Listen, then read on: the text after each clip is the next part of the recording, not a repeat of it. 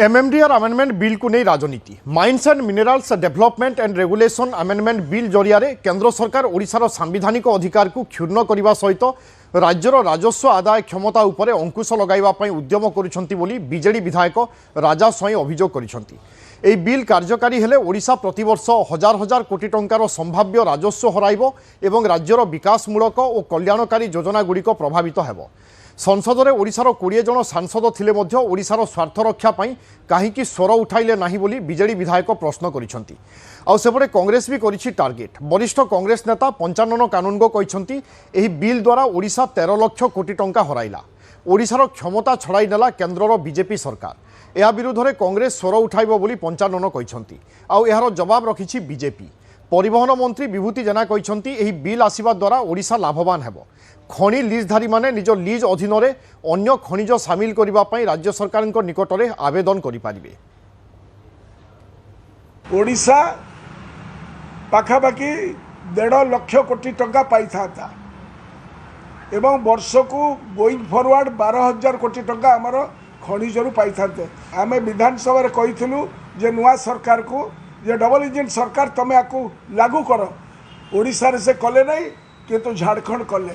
खड़ी अंचल आम जदि बसैवा कि चाहिए टिकस बसवा कथा आसो राज्य किसी लाभ करने चाहिए से सब अंचल करना। ये बिल राज्य को प्रथम खत्म करला। ओडिशा आज दिन जहाँ तो नुकसान 1,15,000 कोटी टका 17,000 कोटी टकर ऊर्ध क्षति सहला।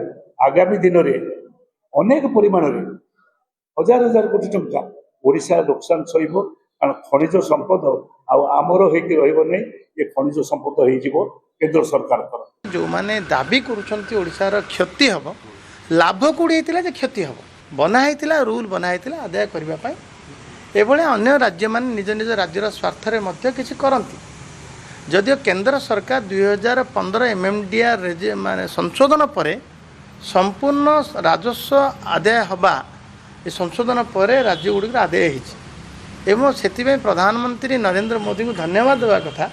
तांको कारणरू 2015 संशोधन कारणरू राज्य माने विशेषकर ओडिशा लाभान्वित होता एवं आज मध्य से ही संशोधन अनुजाई आम लाभ पाऊँ। ओडिशा डीजीपी चयन प्रक्रिया को नहीं बड़ निर्देश देइछंती सुप्रीम कोर्ट। आसंता 18 तारिख पर्यंत डीजीपी चयन को नहीं कौनसी चूड़ांत निष्पत्ति न नेबा पई यूपीएससी को निर्देश देइछंती सर्वोच्च अदालत। या सहित प्रधान विचारपति जस्टिस सूर्यकांत अध्यक्षतार गठित खंडपीठ कहते कौनसी परिस्थिति रे बैकडोर एंट्री ग्रहणीय नुहे। परवर्ती शुणाणी पर्यंत यूपीएससी नुआ चयन प्रक्रिया चूड़ांत न करने को कोर्ट संकेत देइछंती। या सहित गुरुवार हेबाकु थिबा यूपीएससी बैठक को स्थगित करने सर्वोच्च न्यायालय निर्देश देइछंती। आ मामलार परवर्ती शुणाणी